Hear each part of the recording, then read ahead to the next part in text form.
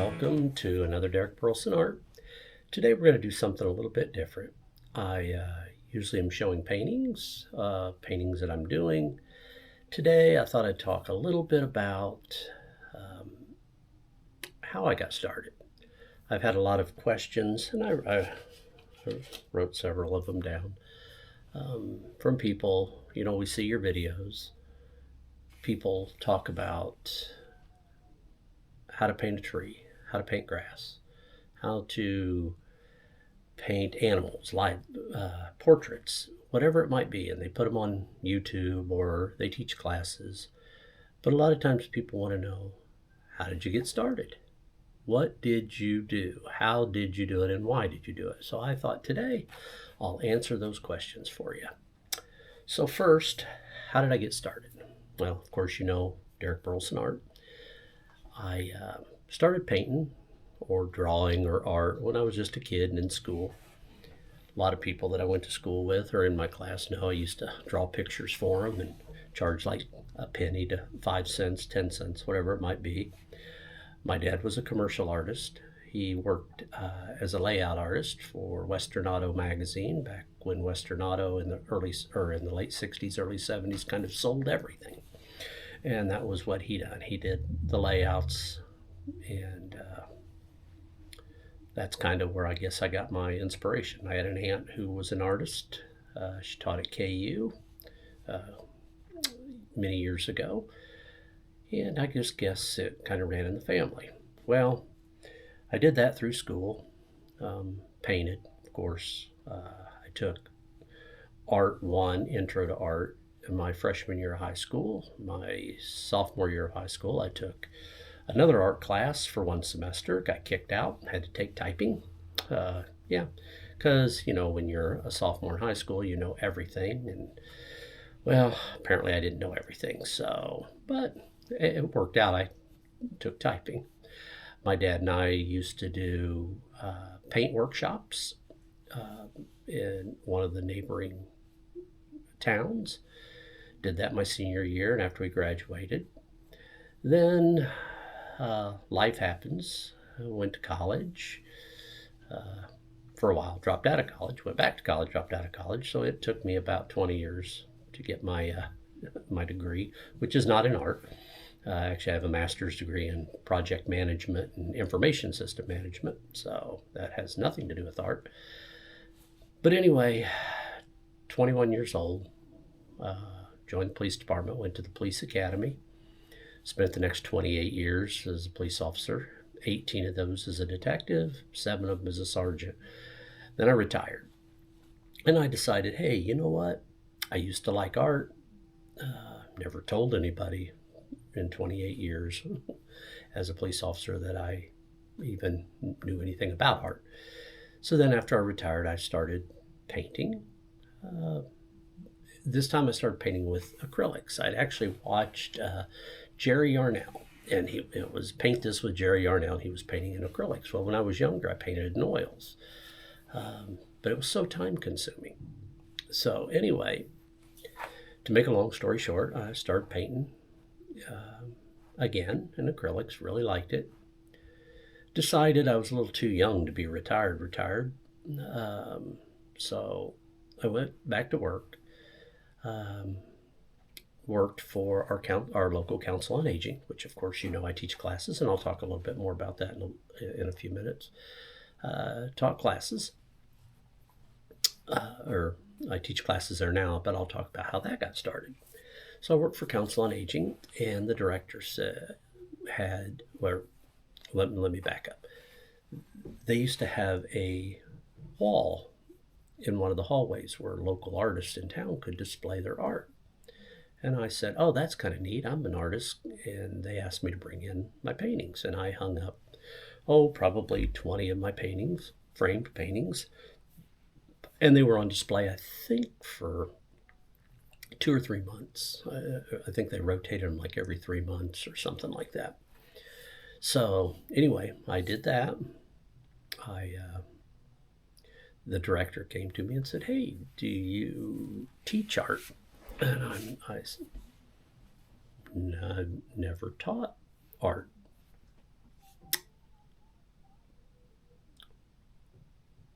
I really didn't know what to say. I've never taught an art class. I always thought that would be neat. To tell you the truth, when I was in school, I drew a picture of the house I was going to live in and how it was going to be set up and where I was going to live. And behind the house was a lake.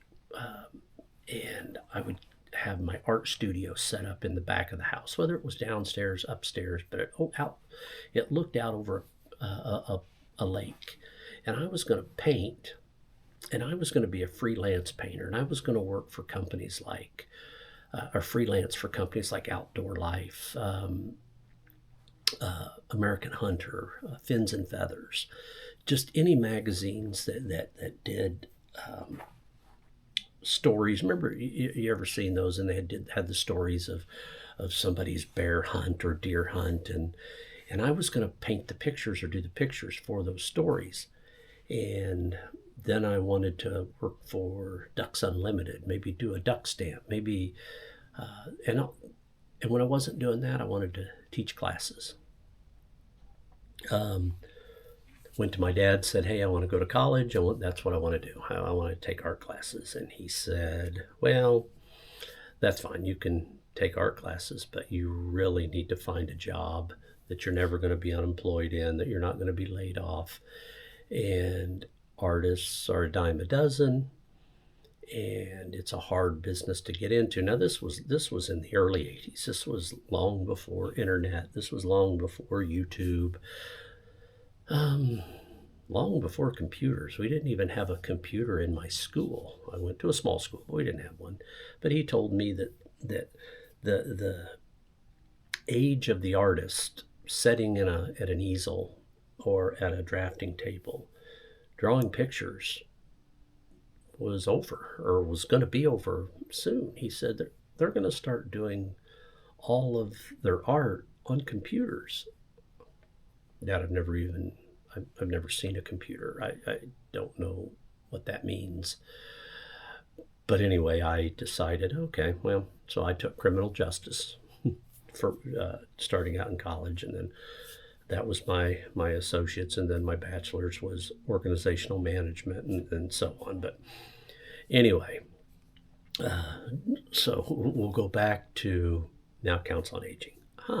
Yeah, I wouldn't mind trying it. I've never done it. I hope I can. So they set me up. The director, she was great. She got me started.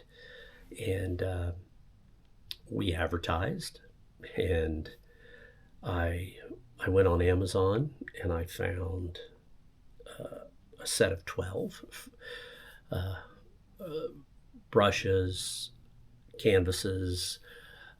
I think they had little palettes, everything that you needed for like a wine and paint or a beginner art class.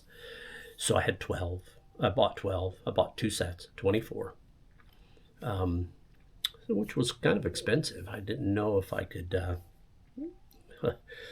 if I'd ever do it again. I thought that's a lot of money I'm spending to do one class. But anyway, we set it up. And I think I had to stop registration because I only had 24. So I had 24 in my very first class. Did it at Council on Aging, our local Council on Aging, on a Saturday morning, first Saturday of the month. And we painted a rose. We painted a sunflower. I had one person in my class that brought a picture of a rose, wanted to know if they could paint that. And I'm like, sure, I'll help you paint it while everybody else is painting a sunflower. You know, it is Kansas, so we had to paint a sunflower. And it just took off. I painted a couple of pictures that I thought, well, you know what? I think my first one was in June. And then I did like a painting for July and August. I put them up at the front table and I said, if you're interested to sign up again, we'll see where it goes. Nobody signs up, well, we won't do it. I think I had 18 of those 24 sign up for the next class. And then we had the next class. And it just went from there. So I started doing it the first Saturday of every month. And that was 5, 6 years ago, still doing it. Now, we did take a break for COVID, and I'll get into that here in just a second. So anyway, I talked about how who I am, how I got started, my background a little bit. And I'll talk to you too about how you can get started painting. But first, let me tell you a little bit about, again, how I got started, but how you can get started. It's the same way. If you have a passion, just find friends. Oh, to back up, yes, before my first Counsel on Aging class, I got my family. I got like 4 or 5 of my family members, and we set up easels around the table, my kitchen table, and I taught them. I think we did a little oval painting of a mountain and a waterfall, and I found out that if I can sit down at my table and I can paint a picture in about an hour, then I can paint in a class for 3 to 4 hours, sometimes sooner. So to tell you that, my classes run about 9 to 12. Usually we're out of there by 11:30. So that's how I got started with him. So if you want to get started, the best thing to do is just get some family. Set them around. You don't have to charge them anything, or you can say, hey, I'm going to charge $10 just for the canvas. You don't have to. I didn't charge anything my first one. Just I wanted to see. So we did that. Had a lot of fun, and then did the first class, and then did the second class. Like I said, on and on. And then I got some people going, hey, my granddaughter loves to paint. My daughter loves to paint. So we started setting up, or I had a couple that, can we do private lessons with you? Sure. So they would come to the house. A couple of them, I went to their house and did a couple of 3 lessons with them. A lot of fun. So that's how I got started. It's the same way you can get started. Go to your local community center. Go to your local church. Most churches have the basement. They have the kitchen area, and say, hey, could I put on a class here? I'll pay you. Or how much would you charge me if I put on a class? Could I advertise here? Would you help me advertise? Go on your social media, advertise to your family, your friends, kids, people you went to school with, people you hang out with. I would bet you that if you did that, your first class you could have, and you could limit it to who or how many you wanted. So say you didn't want to spend a lot of money, just do 5 or 6, maybe 10. Now, what do you charge? Well, it kind of depends on what the market bears and where you're at. If I go into the city here, I can charge $60, $70 a person. But I don't do that. I don't do those kind, and I don't like doing that. So what do I charge at, say, Counsel on Aging? I charge, for the first time they take my class, is $30. And that includes everything, all the material they need, the paints, everything. All you do is show up.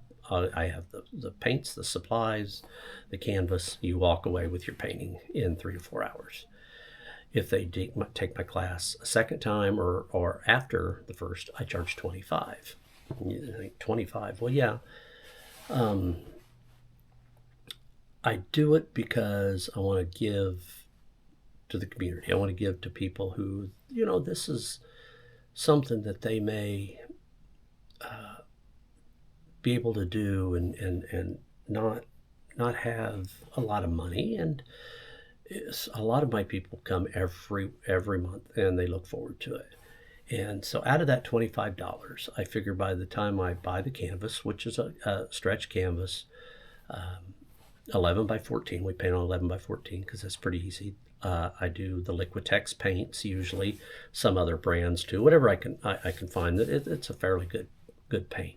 I try not to get the cheap paint, and then I'm not going to use really expensive paint. So I try to get a good medium price paint, and then brushes. And so I figure you're always replacing brushes. It's just going to be inevitable. Somebody's going to put one down, lose it, break it. It's going to get rolled up in the trash with everything going when you're cleaning up. It's just inevitable to lose a few brushes. So I figure by the time I buy the canvases, I buy the paint, replace what brushes, and then I pay per student back to Council on Aging, and that covers the cost of the room. And they have someone that's there to greet, and they work up at the front table, the front desk. So I figure I'm in between $10 and $12, maybe even a little more on sometimes, but let's just say the average is $10 to $12 per person. In Well, actually, it'd be a little bit more than that. It's between $12 and $15 per person because I have to put in what they charge me per person. So let's just say it's $12 to $15 a person, and then we bring in donuts in the morning, and we bring our own coffee, and we use Council on Aging's coffee pot, but we bring our own coffee in, we bring our own snacks and donuts, and we bring in candy. So, well, we figure that's probably another $30 or $40 for that. And then we make sure that everybody in the class, if there's donuts left over, they split them and take them home because we don't eat them. So then you figure that, and that doesn't even take in the time where you've cleaned the brushes and you've put them in the equipment and just things like that. I'm gonna turn on my other camera here, and if we look here, that is all my brushes. There's water containers. The paints are in the bottom. Extra brushes. Like I said, paints, and then the center one is the water jugs, the water containers. These are frames. They look like those frames right there. And then here's the cart that we tote. This is the plastic that covers for the tables. My easel, it's a little plein air. I got the canvases over in there ready to go because this Saturday is one. And then all these bags are easels, a apron, towel, and the brush kit. And the brush kit, let me see if I can find you one. Well, we can open it up later, but I bought those right there. And I'm not going to take it all the way out of there because I don't want it to get... So then you figure all of that. And then you got to figure your time, your gas to go, our advertising, because we advertise for it. We do flyers, and we do what's coming out for the next few months, and then the equipment for that. And then we have to buy all the canvases again. So by the time I get out of there and what I've paid out for equipment, for each student, for the place to do it, which, don't get me wrong, Council on Aging is perfect. They don't charge very much at all, just enough that for my class, and I'm sure it doesn't even cover their person working out front. But so when I've done it, let's say I had 10 people in my class, and all together, each person, I might have made $5 by the time I've paid for everything and extra stuff. So it's not a lot, $50. Okay, well, time I put my gas in, then that doesn't include, we wash, we have these for everybody. We have these for everybody. They're little aprons, and they don't come with the microphone, and we have these towels right here, and then that's what they can use to clean up, wipe up our brushes. And so we bring those home every time we do it, and we wash them, and we fold them, and we put them away, and then we clean our brushes and we put them back. So by the time you're in, you're not making any money, but that's not why I do it. But you sure could if you want to get going and doing these kind of classes. All it is the first thing is word of mouth and friends. That's where you start. And then your friends tell your friends who tell their friends, and then you do another one and they bring their friends. And the next thing you know, if you have the time, you need to limit. I can only have 20.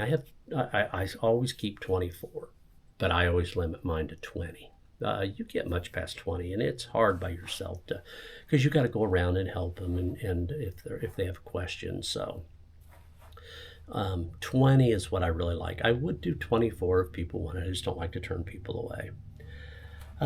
So there's that. Well, how did I get started with the YouTube? We know how I got started doing classes and how you can get started and what you need, like I said, and we'll talk a little bit more about that at the end. All right, so how did I get started in YouTube? Well, before I went to work for Council on Aging, I worked at our local school, in our school district, and I used to help teach every once in a while, they would have me come into a class and I'd do art with them. I think we did a snowman at Christmas one year and really liked that. And I was also, I worked for Council on Aging. Let me back that up. I worked for Council on Aging, and then I was asked to go to school, and so I did, which was a good experience. I liked it, but I really loved working at Council on Aging, and I wish I'd have stayed. But anyway, I was teaching at Council on Aging. The director said, "I don't care if you don't work here anymore. I still want you to teach the classes on Saturday." So I said, "Perfect," and so I did. And at the school, well, guess what? Did that a couple of years, and boom, COVID happened. The pandemic.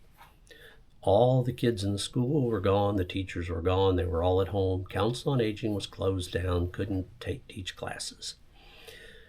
I felt really bad. I had students reaching out to me from Council on Aging. Why? What can we do? How can we? We want to still take class. Some people had brushes and art paint supplies at home, but they didn't have anybody to help them. So I had a secretary, not administrative assistant, I guess you'd call him more. He helped me, and he kind of worked at the desk at one of the schools, and he worked the cameras, and he knew all about editing, and I used DaVinci because that's what he got me into, and I enjoy it. It's easy for me to, it's not easy, but I'm learning it slowly. As you can see, my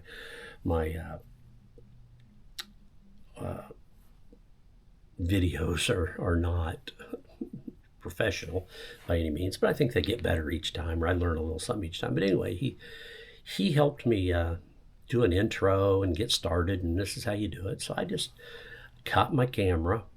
I had a video camera, and I just started doing a drawing the first time, and then I think I did a fence, and then I broke down and I started doing some videos, and I was doing them for the kids at schools that may want to go on and paint along or watch or draw. I think I did a couple of drawings. And then my people at the Council on Aging, they could watch them, and they could paint along if they wanted. So that's how I got started in that, and I just keep going because people would ask me, "Hey, why don't you keep doing it?" Okay. Liberty Creek, Founders Red Blend, very good. They're not sponsoring me, but I thought, you know what a nice day. Well, it's actually a cold day. I have a prime rib out on the smoker right now, and I'm smoking prime rib for dinner and a glass of wine. Can't be any better than that. But so we've went through all of that, of why my cost. Again, for you can list anything you want, whatever price you want, advertise however you want. Social media is the best way to go. if you've got a church or you have a community center where they say, yeah, you can rent a room, or a restaurant. A lot of restaurants have back rooms where you can rent it. Put up your sign. Say, this is what I'm painting, and then on this day, you can have a barcode or a code where they can go on and they can take them to. You can set up a free website, or you can just put your email in there. Let them go to your email, sign up. Social media, tell them to leave a comment, have it on your social media page, and go from there. And that's how you get started. Somebody had said one time, you don't have to be an expert in whatever you're doing, especially on YouTube. When you're teaching somebody, you just have to be familiar with the subject, and you just have to know more than they do in that subject. We could talk about, we could talk about paint, water soluble Cobra paint. I told you I always painted in oil or in acrylics, or started in oils and went to acrylics. And I started watching artists that are doing all these, and they're doing their backgrounds in acrylic. And the first one was that I saw was, that did acrylics and then finished it in oils was Thomas Kincaid. And so I started watching some things on him. Well, that's how he gets his light. And so I started painting like that. So anyway, to get back, when I wanted to use these water solubles, because I didn't like the smell and the cleaning and all that of oils, and I saw a video on these. I knew nothing about them. So I went to somebody who knew about them. They weren't an expert on it, and they said they're not an expert. They had just been using them, and they started testing them, and they did a video. That's what you do. It doesn't have to be on art. You can do it on whatever you want, on cross-stitching, on sewing. Just find something that you like and you have a passion and that people want to learn about, and they're going to find you, and they're going to learn something from you. So anyway, I know this has kind of went on a lot longer than you probably wanted it, but I just wanted you to be able to know, how do I get started? How did you get started in art? How does people get started? How do they get started in YouTube? So that was my story. I am going to start doing some others like this, but I'm going to do some. I've had a lot of questions on brushes I've used. What's my favorite brushes? Why? Are they expensive? Are they cheap? Why do I use them? So that's where we're going to go from there.